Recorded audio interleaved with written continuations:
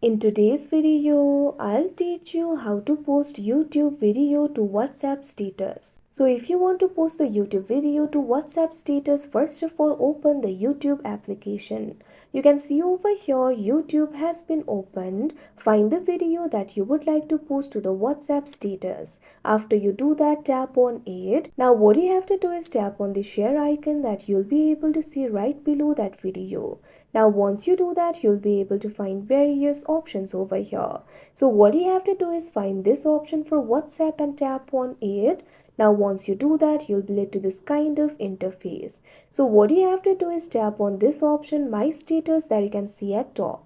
Now once you do that, tap on the arrow icon that you can see at the bottom right corner of your screen. Now you can see over here, you'll be able to post it. You can also add the text if you want. For that, tap on the text icon. After you do that, you'll be able to add the text to your status. Likewise, you'll be able to select the color. Tap on the color palette icon. Now once you do that, you'll be able to select the color over here. Tap on the color of your choice.